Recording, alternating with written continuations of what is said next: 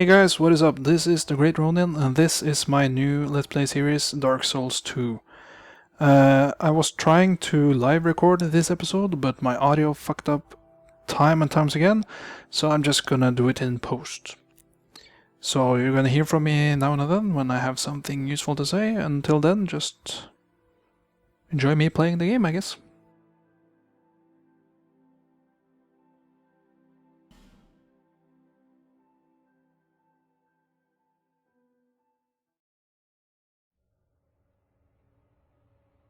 Perhaps you've seen it, maybe in a dream, a murky, forgotten land.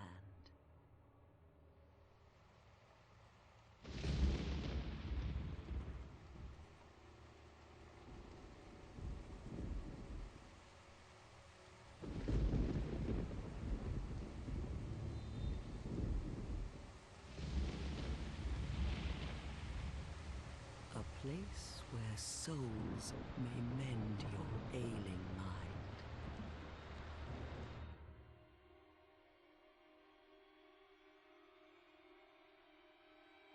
You will lose everything once branded. The symbol of the curse. An augur of darkness. Your past, your future, your very light.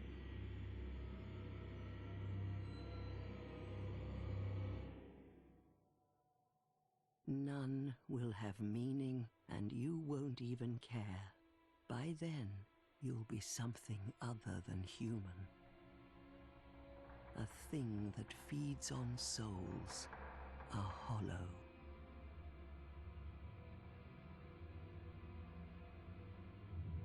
Long ago, in a walled-off land far to the north, a great king built a great kingdom. I believe they called it Drang Lake. Perhaps you're familiar. No, how could you be? But one day, you will stand before its decrepit gate without really knowing why.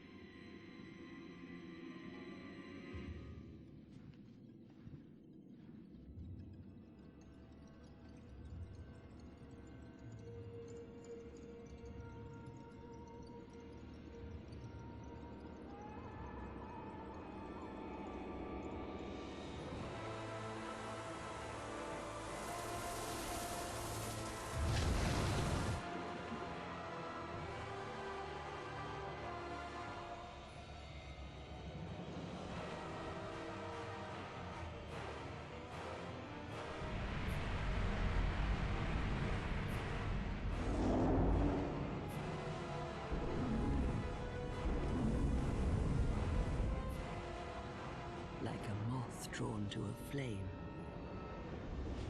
your wings will burn in anguish. Time after time.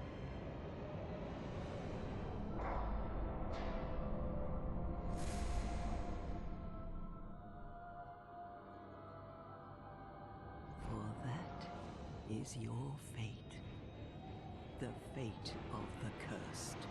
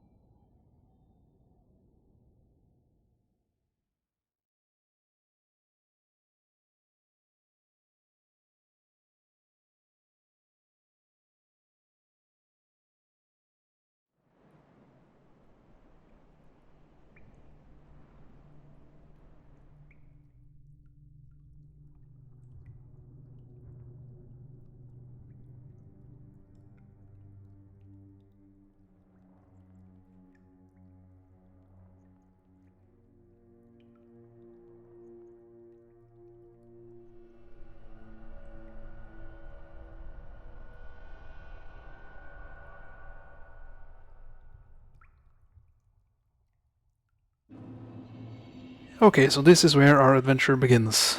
Adventure, nightmare, kind of thing. So a bit of Dark Souls lore for you. All humans can get cursed by something called the dark spot, the dark mark, dark sign, sorry, dark sign, which is the black mark on his left shoulder. And basically what happens if you die while cursed, you become this zombie thing character, but you're not dead. So basically you're immortal. But the thing is, when you keep dying and dying and you lose hope and you lose your purpose in life, you become what's called a hollow. Basically you become a husk, like you have no mind, just instinct, and you just attack everything that comes your way. Or you just sit quietly and rot forever and ever. So in the starting area there are these dogs that I showed you, and you can attack them. I think there's 5. And they will gang up on you if you attack one of them, so I don't recommend it because you get like 2 souls and it's really not that important. Nearly walked off the edge there. So you should go down this way here and pick up what is it? Smooth and silkstone, because you can trade them with the crows later on to get some useful items.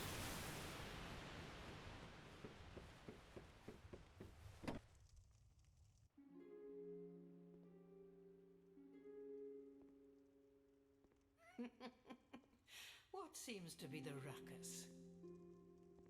Oh my, your face. The face of the curse. It's an undead. An undead has come to play. They all end up here. All the ones like you. You spoke to that kind old dear, didn't you?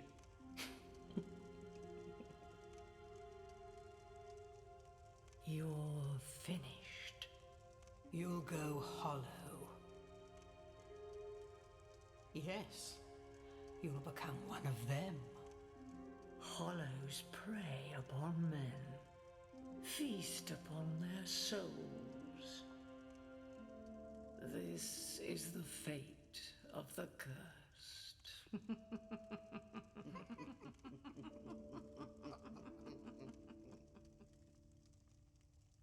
What is your name? So I want to name my character Dingaling, but I can't type for shit. So while I'm doing that, I'm gonna talk a little about what I'm gonna do with this series, because this is a game that I think is gonna require quite a lot of editing, because I'm gonna die 20 million times and I'm gonna grind, stuff like that. So I think it's gonna be heavy edited, so I don't know what I'm gonna do about the commentary at this point.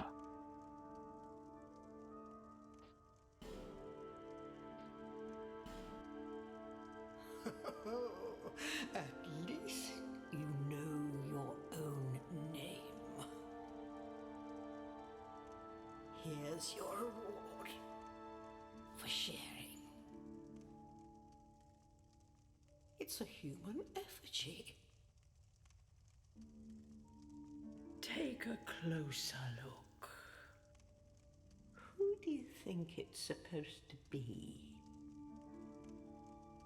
Think back, deep into your past.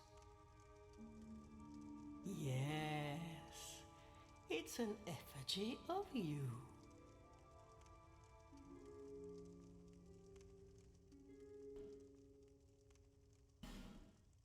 So now you get to choose your class and gift.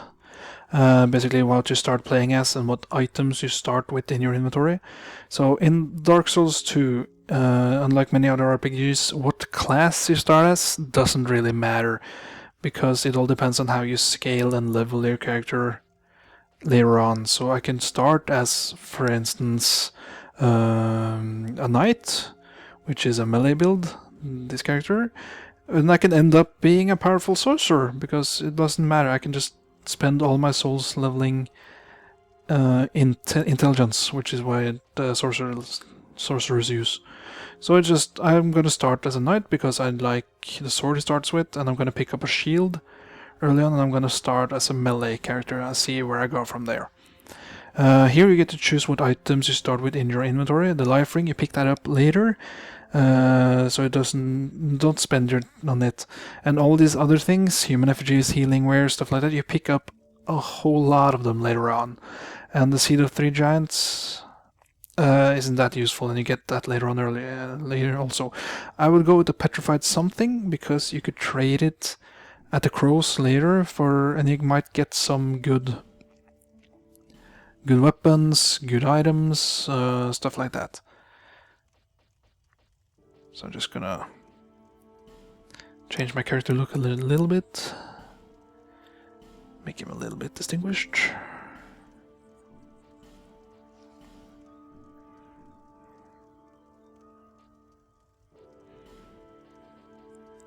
And I'm ready to go.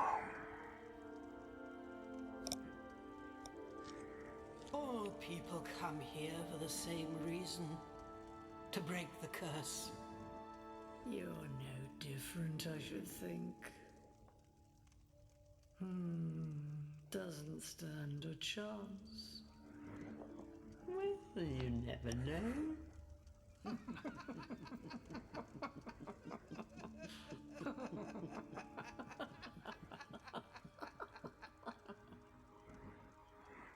Go through the door and trot along to the kingdom.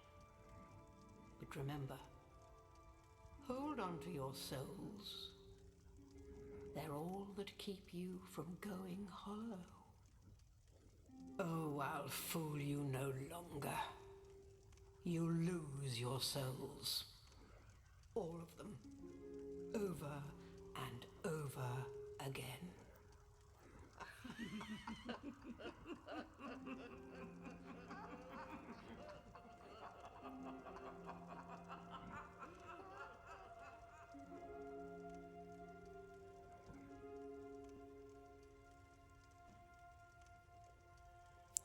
Lovely ladies, aren't they? So you can kill all of them and the maiden, the maid, to get the ladle weapon, I think, but what's the point? Go up in this chest and pick up human effigy. Now human effigy is what allows you to become human once you go turn zombie, hollow. You shouldn't kill these ladies, I think, because you get an item later on that lets you respec your character, and you have to visit one of the old ladies to do it. And in Dark Souls, bonfires works as your checkpoints, your healing, your weapons get repaired there, armor, everything. So bonfires are basically the only safe havens, kinda, in the game. There's a few areas where you won't get attacked by anything. So the torch, you can light it at the bonfire to light up the dark areas in the game, but there's only like three areas where you might need it. So this area is kind of like a tutorial area. You can just run right past it if you want to, but you shouldn't enter this first fog gate because it leads to something useful.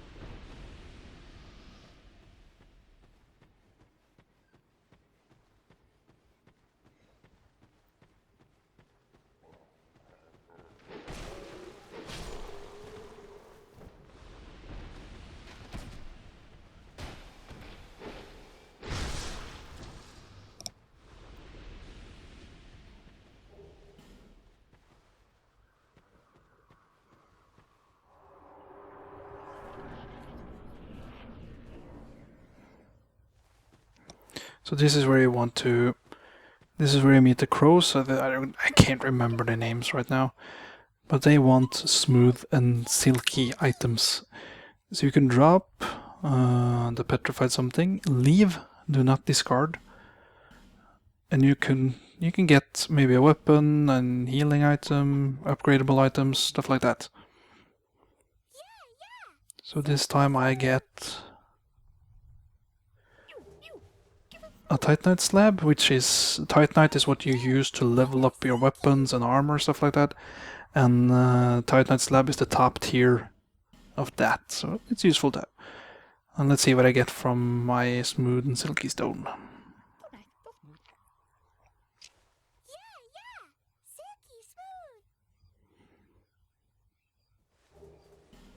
And I get a healing item.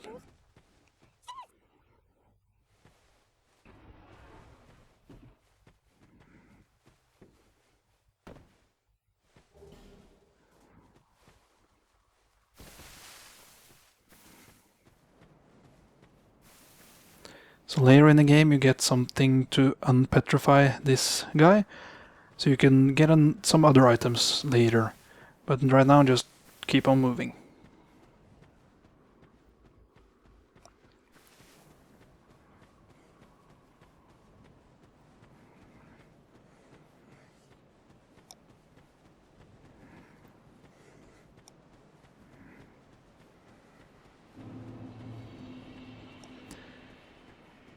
This is Majula.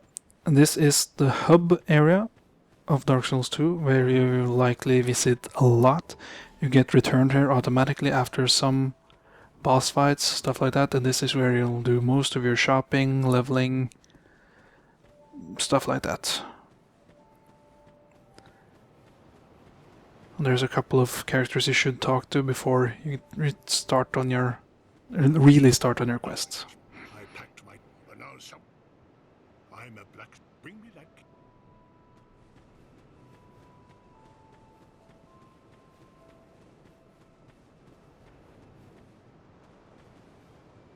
Are you the next monarch? Or merely a pawn of fate? Bearer of the curse, I will remain by your side till this frail hope shatters. Take this with you. May it ease your journey. Go on and see the king. He who made King Vendrick. Bearer of the curse, seek misery. For misery, you will never meet the king with a soul so frail and pallid. Seek those whose names are unutterable, the four endowed with immense souls. Their souls will serve as beacons. Once you have found them, return here to me, so that hope will not fade away. Bearer of the curse, seek souls. Larger, more powerful souls. Seek the king. That is the only way. Lest this land swallow you whole, as it has so many others. So this lady is the Emerald Herald, and this, with her, it's the only place you can level up in the game. So, like I told you earlier, if I wanted to be sorcerer, I have to level up my int, spend my souls on that, or vitality, whatever. But I don't have enough souls to level up right now, so I'm just gonna mosey on over. So she also gave me an item called the Estus Flask. Now that is a healing item that gets replenished every time you visit a bonfire. The life gems I have, they're expendable. They will get...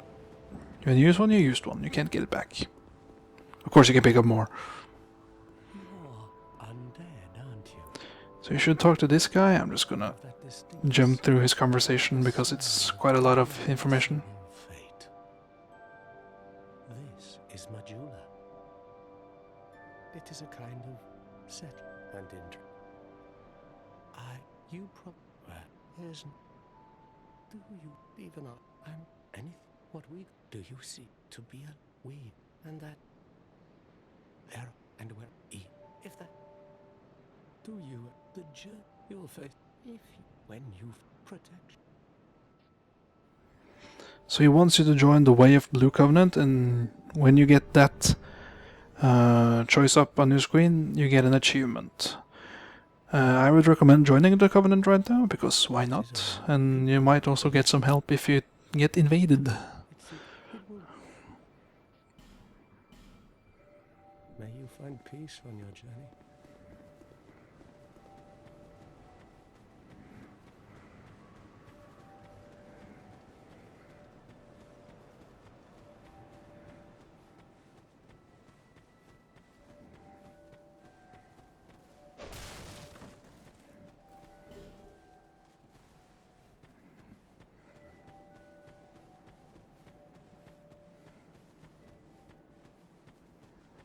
So up here, near this altar, you can kneel, and once you get the choice to join the Covenant of the... I don't know what it's called. You can get another achievement, which is kind of... well, it's kind of well hidden, because you have to say yes a lot of times to join the Covenant, but you don't have to join the Covenant. If you do, you turn your game into New Game Plus, which doubles or triples, I think, all enemies' health. So you should knock down this stone right here, and then you'll get an Estus Flask shard, which we can use at the Emerald Herald to get another Estus Flask, which means twice the healing.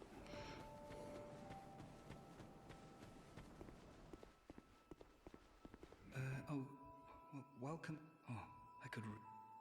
Well, I do hope I.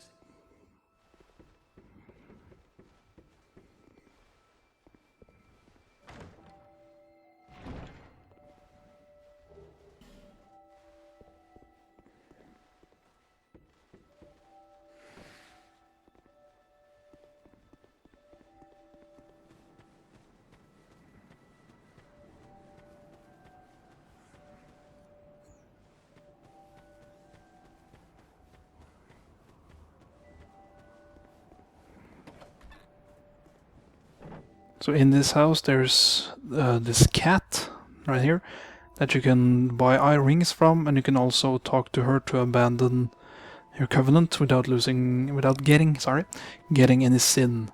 Now sin is what the higher the sin level you have, the more likely you are to get invaded by other players.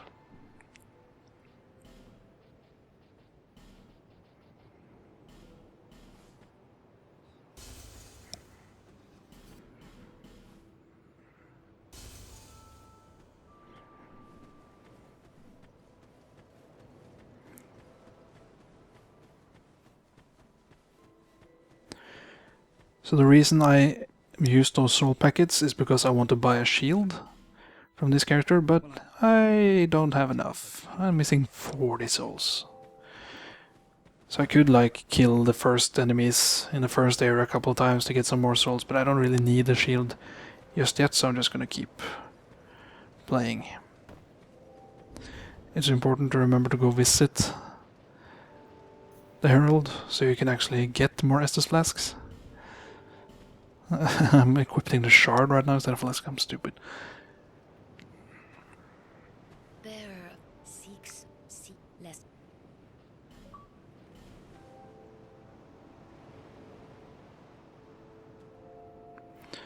And now I have 2.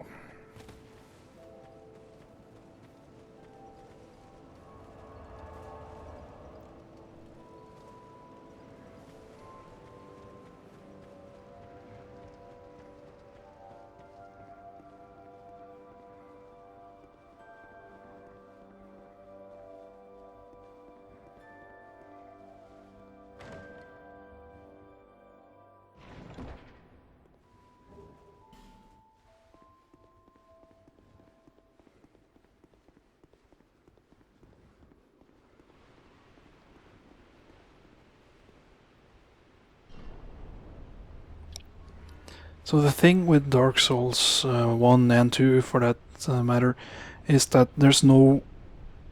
you don't have to do the game in any order you want to. From Majula there's 2 or 3 paths you might take, depending on what items you start with and stuff like that. And that changes the game quite a bit. Like, you can skip this entire area if you want to. But this is the recommended starting area, and I'm gonna do what I think is the best game progress route for you.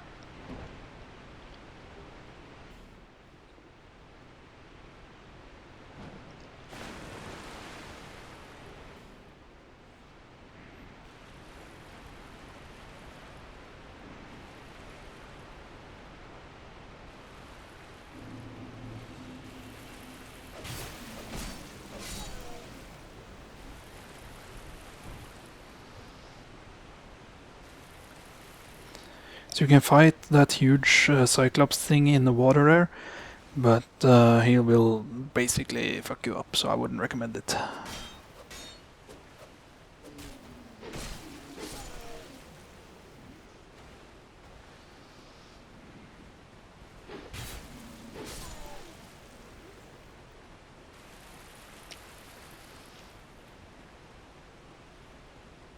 So I'm lighting this bonfire, but I will not rest at it, because if I do, all the enemies will respawn, and I haven't lost any health, basically, so I'm just gonna keep on moving.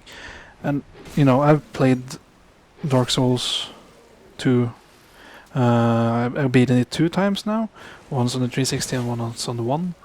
And I know the starting area good. Well, sorry, my English is terrible, I'm Norwegian. So I know where the enemies are in the beginning area and stuff like that. But I would recommend playing very carefully. Don't rush into an area, don't have your guard down, stuff like that. Peek around corners before going around them. Keep a shield up if you have it, because this game loves throwing enemies, throwing traps at you without any kind of warning. And if you get hit by a trap, you might kill. God damn it! You might get killed in one hit, and you don't want that.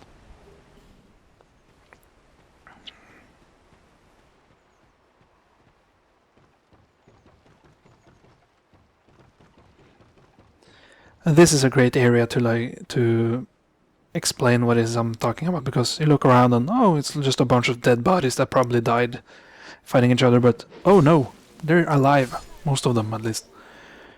And you could be a moron and just run in and trigger all 10 guys at once and make it hard for yourself, but if you're smart to just aggro one at a time, you make it so much easier for yourself.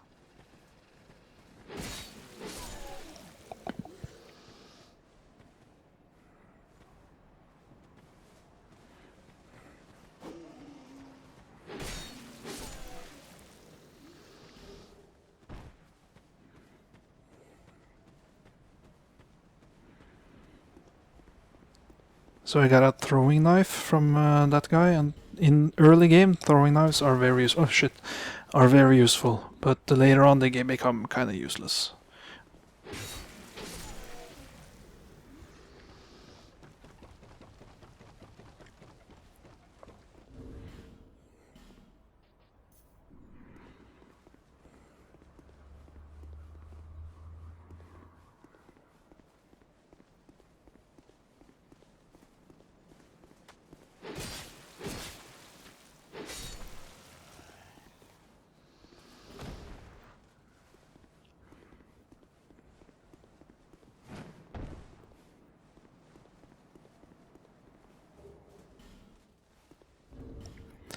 So weapons in Dark Souls break fast.